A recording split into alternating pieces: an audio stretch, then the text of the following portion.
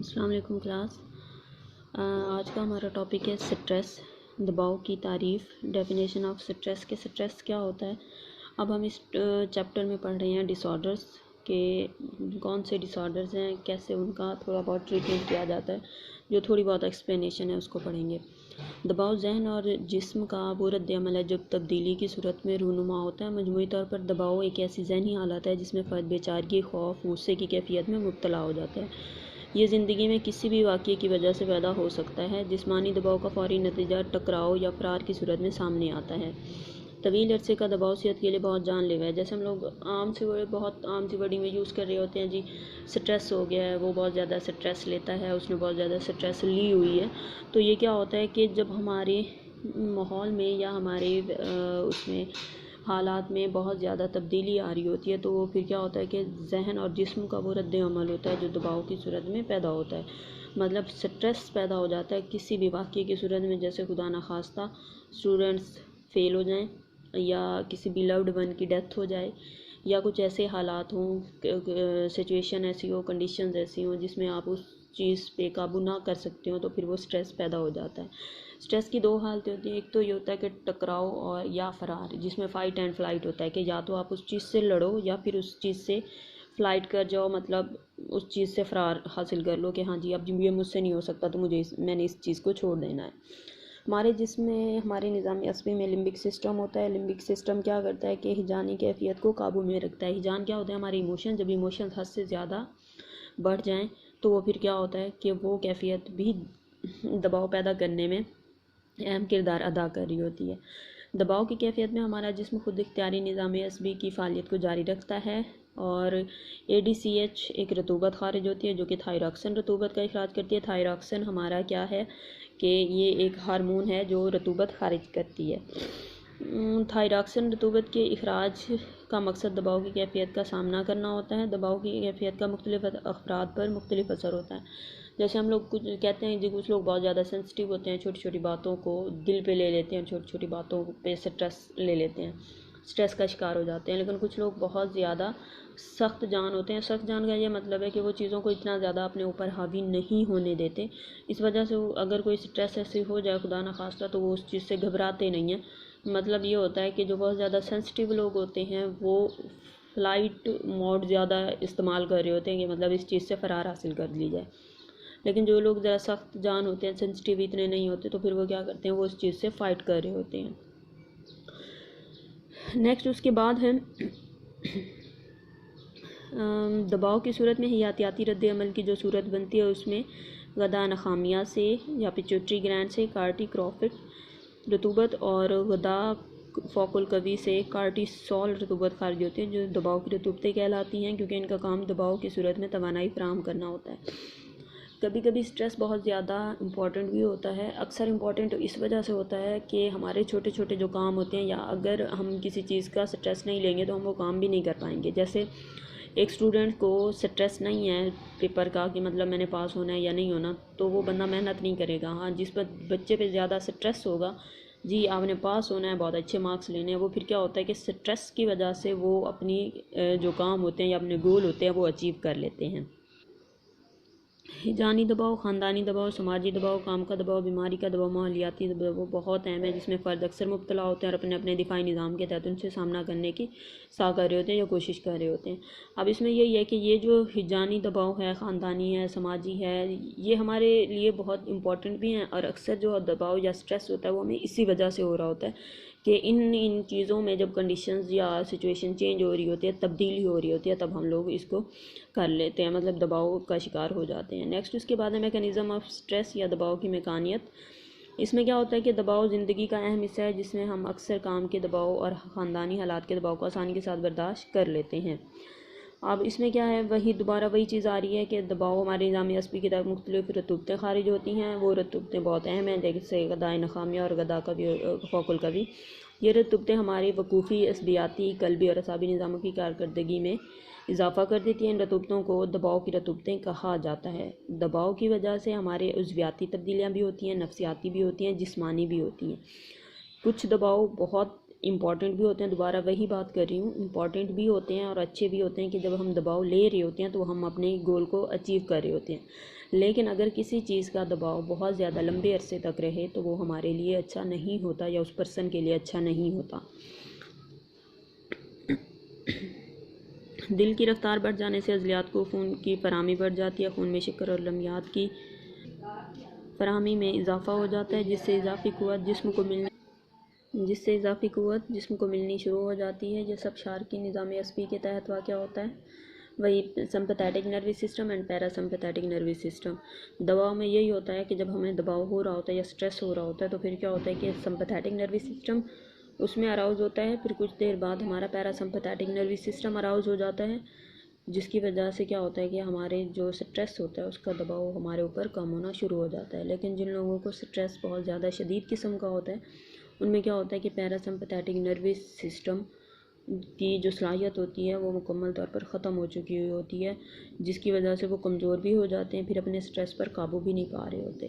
Next उसके बाद है दबाव के ज़राए या सोर्सेज ऑफ स्ट्रेस कि हमें स्ट्रेस होता किस वजह से है। मोस्टली ये होता है कि जो चीज़ें हमारे साथ बहुत ज़्यादा रिलेट होती हैं हमें उन चीज़ों से ज़्यादा स्ट्रेस होता है। जैसे फॉर एग्ज़ाम्पल ख़ानदान के साथ, ख़ानदान में जो लोग हैं उन लोगों के साथ, ख़ानदानी गिरोह और अफराद की वजह से होता है। जो दबाव जो चीज़ें उनके साथ ज़्यादा रिलेट होती हैं उन चीज़ों से हमें ज़्यादा होता है। दाखिली वजूहात में क्या होता है कि ख़ारजी तो वही हो गया कि हमारा माहौल, मतलब हमारे ख़ानदान गिरोह वगैरह दाखिली होती हैं, ज़ाती पसंद ख्वाहिशात का पूरा ना होना, मकसद में नाकामी, ज़हनी और जिस्मानी बीमारी, मनफी सोच, गैर समाजी शख्सियत, रवैये, इदराक, जनात वगैरह शामिल हैं।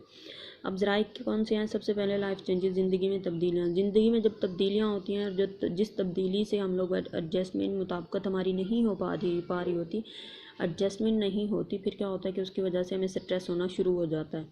नेक्स्ट उसके बाद है रोज़ के मामलात और रुकावटें। इसमें भी यही चीज़ है कि रोज़मर्रा के जो झगड़े होते हैं, जैसे ख़ानदान में खुदा न खास्ता हो रहे होते हैं, तो फिर वहाँ पर क्या होता है कि वहाँ पर भी स्ट्रेस ज़्यादा पैदा होना शुरू हो जाता है, क्योंकि उस पर जो मामलात होते हैं और रुकावटें होती हैं उन पर क्या होता है कि हम लोग उसको टैकल नहीं कर रहे होते या काबू उस पर नहीं कर पा रहे होते।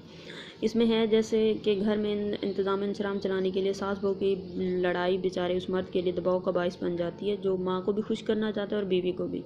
मतलब वो दोनों तो सिर्फ लड़ाई कर रही होती हैं, लेकिन उसका जो स्ट्रेस होता है वो एक मर्द ले रहा होता है। तो फिर वो क्या होता है कि वो इस हालत से नहीं निकल पा रहा होता, फिर उसकी क्या एक नतीजा क्या निकलता है कि उसकी जिस्मानी और ज़हनी सेहत असरअंदाज होती है। तवील अदम इत्मीनान के बहुत ज़्यादा अरसे तक अगर अदम इत्मीनान रहे तो भी क्या हो जाता है कि बहुत ज़्यादा स्ट्रेस होना शुरू हो जाता है। सूरत हाल पर कंट्रोल ना होना, कुछ ऐसी सूरत हाल होती हैं जिस पर हम लोग काबू नहीं कर पा रहे होते या जो हमारे इख्तियार में नहीं होती।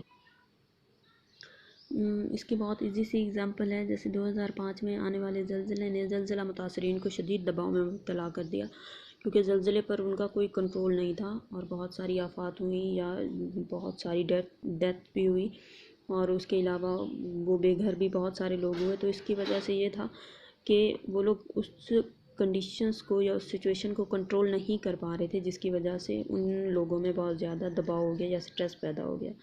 नेक्स्ट उसके बाद है इम्कानी ख़तरात या परसीव्ड थ्रेट। इसमें क्या होता है कि जब मुस्तकबिल में हमें पता हो कि हमें कोई ख़तरा है तो उसकी वजह से भी हमें क्या हो जाता है, दबाव पैदा हो जाता है। मसलन तालिब इल्म आने वाले इम्तिहानात के हवाले से दबाव महसूस करते हैं। ये दबाव कभी कभी अच्छा भी होता है अगर सिर्फ थोड़े अरसे के लिए लिया जाए, अगर बहुत ज़्यादा लंबे अरसे के लिए लिया जाए या शदीद किस्म का लिया जाए तो वो बहुत ज़्यादा बुरा भी हो सकता है। मसलन यह है कि जब तक तालिब इल्म को या स्टूडेंट को कोई स्ट्रेस नहीं होगा वो पढ़ेगा नहीं, वो उसे पास होने की कोई जिद्दोजहद वो नहीं करेगा कि हाँ मैंने पास होना है या कुछ भी।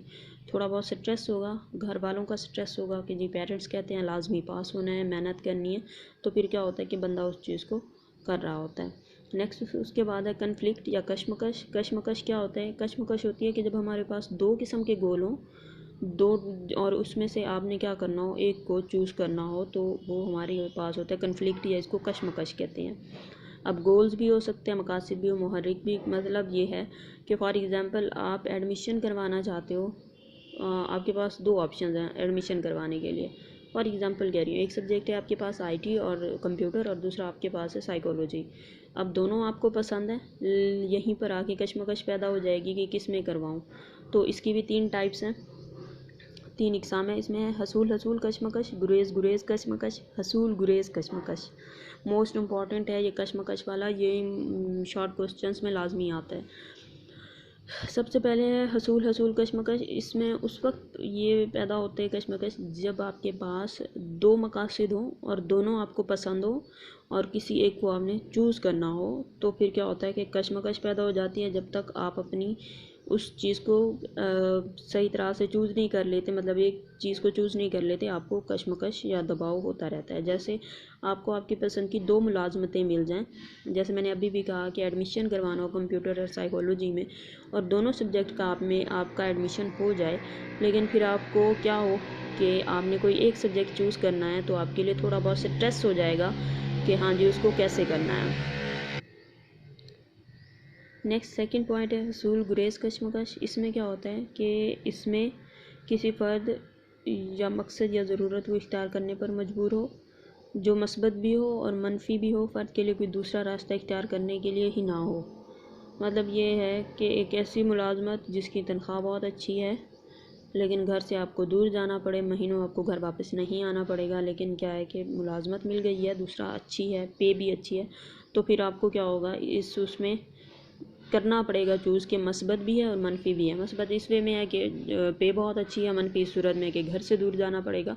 तो ये सारी चीज़ें क्या करती हैं, कशमकश पैदा कर देती हैं। नेक्स्ट उसके बाद अवॉइडेंस कन्फ्लिक्ट या गुरेज गुरेज कशमकश।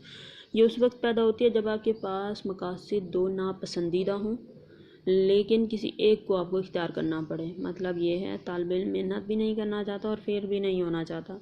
अब इसमें क्या है कि 2 नापसंदीदा मकासद हैं लेकिन उसको चूज़ एक को लाजमी करना है। नेक्स्ट उसके बाद है ज़िंदगी के वाक़यात, दबाव और माहौली शराइत। अब इसको आप लोग खुद पढ़ लीजिएगा। ये ज़िंदगी के वाक़यात और दबाव की शिद्दत है, इसमें कुछ ऐसा नहीं है, सिर्फ यही बताया गया कि कौन कौन से हालात हैं जिनकी वजह से दबाव की शिद्दत बढ़ जाती है या कितनी बढ़ रही होती है। जैसे जीवन साथी की मौत, तलाक, इज़्दिवाजी अलहदगी, जेल जाना, ये सारी इसकी परसेंटेज लिखी होती हैं। रिटायरमेंट है, मुलाजमत है, इज़्दिवाजी समझौता है, ख़ानदान की फ़र्द की सेहत में तब्दीली है, जिनसी मसाइल हैं, माली इक़्तिसादी तब्दीली है, ये सारी चीज़ें, इससे इतनी सारी चीज़ें, इनसे इतना ही दबाव पैदा होता है, ये सारी चीज़ें हैं। नेक्स्ट उसके बाद है बादत सदमाती दबाव का अर्जा, पोस्ट ट्रॉमेटिक स्ट्रेस डिसऑर्डर। इसको ताख़ीरी मुबारज़ती रद्द-ए-अमल या डिलेड कम्बैट रिएक्शन भी कहा जाता है। इसमें क्या होता है कि इसमें ये डिसऑर्डर तब पैदा होता है जब कोई वाक़या हो चुका होता है, वाक़या होने के बाद जो स्ट्रेस आपको हो रहा होता है उसको कहते हैं post traumatic stress disorder. Post traumatic, trauma होने के बाद का जो स्ट्रेस होता है उसको कहते हैं बादत सदमाती दबाव का अर्जा। जैसे खुदा न खास्ता किसी भी लव्ड वन की डेथ हो जाए और उसके बाद का जो स्ट्रेस हो रहा होता है किसी को, तो इसको कहते हैं ट्रॉमा। या फिर खुदा न खास्ता किसी का बहुत ज़्यादा सवेयर एक्सीडेंट हो जाए और उसके बाद जो उसे स्ट्रेस हो रहा होता है या वो उस जगह जाने से डर रहा होता है, जैसे खुदा न खास्ता कोई ट्रिप जाए किसी दरिया पे या समंदर पे ले जाए और वहाँ पर कोई डूब जाए, तो फिर क्या होता है कि बाद में उस बंदे को जो स्ट्रेस होना शुरू हो जाता है, साथ वाले बंदे को, कोई खुदा न खास्ता बहन भाई थे, कोई भी था, कज़न था, उसके बाद जो स्ट्रेस होता है उसको पोस्ट ट्रॉमेटिक स्ट्रेस डिसऑर्डर कहा जाता है। अब उसमें क्या होता है कि वो बंदा अब उन जगहों पे जाने से डरेगा जिसकी वजह से ये सारा मसला हुआ। जैसे फॉर एग्ज़ाम्पल अगर पानी में हुआ तो फिर वो बंदा क्या करेगा कि दरिया, समंदर, नहर, वो उन हर चीज़ से डरेगा जो उसे उस वाक़े की याद दिलाती हो। तो ये भी हमारे लिए स्ट्रेस पैदा करते हैं। नेक्स्ट उसके बाद है शदीद इज़्तिरारी आर्ज़ा या एक्यूट स्ट्रेस डिसऑर्डर। इसमें क्या होता है, यह अर्जा शदीद दबाव की सूरत हाल में लाहक होता है। फ़र्द सदमाती वाक़े को कबूल नहीं करता, अगरचे वो ज़हनी तौर पर शदीद दहशत और बेचारगी का शिकार होता है। इसमें DSM-4 या चहारुम के मुताबिक शदीद इज़्तिरारी आर्ज़ा में मुब्तला गनूदगी, हिजानी बेहिसी, इज़्तिराद शख्सियत, इफ्तराकी नस्यान और माहौल से आगाही में खलल से दो चार होता है।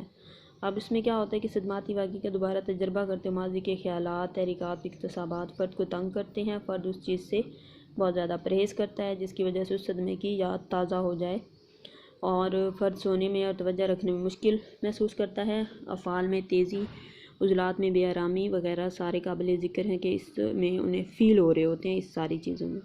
अब इसमें क्या है कि स्ट्रेस की सूरत में इंसानी जिस्म में अज़वियाती और फ़ालियाती रूनमा तब्दीलियाँ रूनुमा होती हैं, और खुदा न खास्ता अगर ये लंबे अरसे तक रहें तो फिर ये हमारे लिए नफ्सियाती और जिस्मानी तौर पर क्या होता है कि वो अच्छी नहीं होती, और वो मुसलसल क्या कर रही होती हैं कि जिस्मानी फ़ालियाती निज़ाम में बिगाड़ पैदा हो सकता है, और अगर उसको ठीक ना किया जाए तो फिर वो बीमारी ज़्यादा बढ़ती जाती है। बहुत सारी जिस्मानी बीमारियां हैं जो क्या कर रही होती है कि स्ट्रेस की वजह से या नफ्सियाती अमराज की वजह से बढ़ रही होती हैं, जैसे दिल के अमराज हैं, हाई ब्लड प्रेशर है, शुगर है, दमा है, एलर्जी है। ये सारे क्या हो रहे होते हैं, ये पहले नफ्सियाती तौर पर कुछ वाक़या हुआ होता है, फिर वो जिस्मानी तौर पर सारे उसमें तब्दीली आनी शुरू हो जाती हैं। इस तरह स्ट्रेस कई एक नफ्सियाती अमराज भी पैदा करता है, जैसे डिप्रेशन, तफ्शीशी अमराज वगैरह। स्ट्रेस अगर एक ख़ास हद से बढ़ जाए तो वो जिस्मानी और नफ्सियाती सेहत के लिए ख़तरा बन सकता है। दोबारा वही बात कि अगर स्ट्रेस है, बहुत कम है, लेकिन हर चीज़ के लिए हमें थोड़ा बहुत स्ट्रेस ज़रूर चाहिए होता है। मतलब आपने घर के काम करने हैं तो स्ट्रेस आपको ये होगा कि अम्मी डांटेंगी, अम्मी की डांट से बचने के लिए आप क्या करोगे कि वो काम करोगे जो आपने करना है, मतलब थोड़ा सा स्ट्रेस हुआ है, ठीक है। और अगर कोई ऐसा काम आ गया जिसमें आपको स्ट्रेस शदीद किस्म का हो रहा है और वो लंबे अरसे तक हो रहा है, तो वो ठीक नहीं होता इंसानी जिस्म के लिए। नेक्स्ट हम लोग एंजाइटी डिसऑर्डर पढ़ेंगे कल, और अगर इसमें कोई बात ना समझ आई हो तो आप लोग दोबारा पूछ सकते हो। इंशाल्लाह। अल्लाह हाफ़िज़।